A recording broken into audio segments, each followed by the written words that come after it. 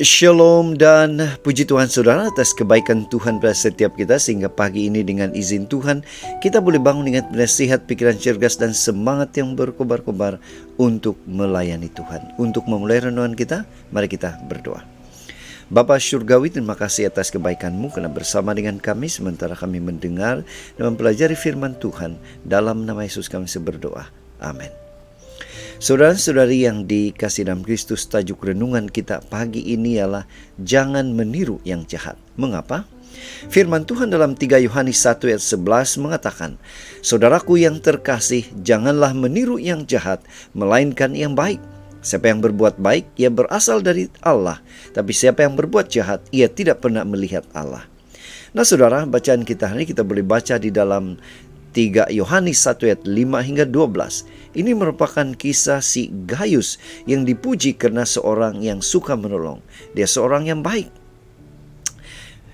Saudara, sebuah ilustrasi. Ada orang berkata bahwa zaman ini sudah terbalik. Ada yang baik dikatakan jahat sehingga ada orang tidak lagi segan-segan berbuat jahat atau merugikan sesamanya.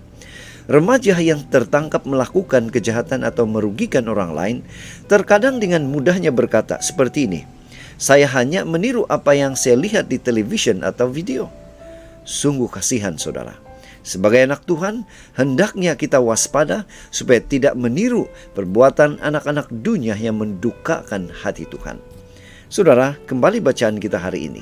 Ungkapan meniru yang jahat dalam ayat inti hari ini dalam bahasa Yunani berarti sebagai pendua atau duplikat sifat alamiah yang jahat, atau melakukan hal-hal yang merugikan, merosakkan dan memalukan.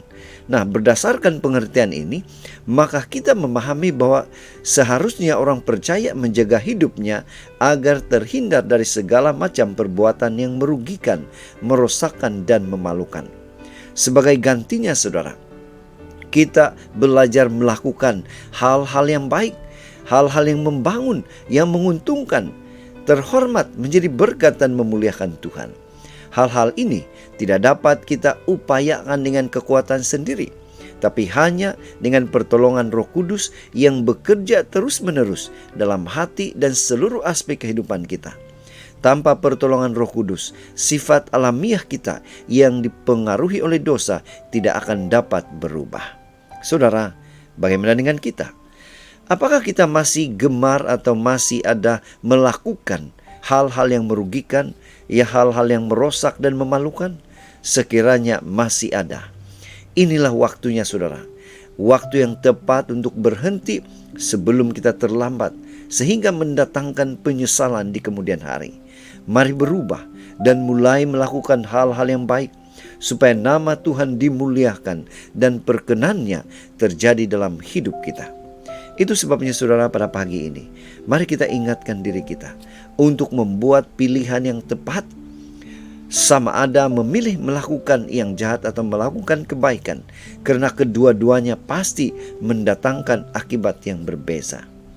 Inilah doa dan harapan kita. Mari kita bersyukur, kita berterima kasih kepada Tuhan karena Dia memberikan kita kekuatan, kemampuan untuk membuat pilihan yang tepat, yaitu melakukan yang baik, bukan yang jahat. Mari saudara, kita tetap setia, tetap semangat, tetap positif, dan tetap sehat sampai Maranatha. Tuhan memberkati kita. Mari kita berdoa. Bapa Surgawi, terima kasih Tuhan karena Engkau baik, memampukan kami untuk memilih yang baik. Karena inilah kehendak Tuhan melalui firman Tuhan. Di dalam nama Yesus kami berdoa. Amin.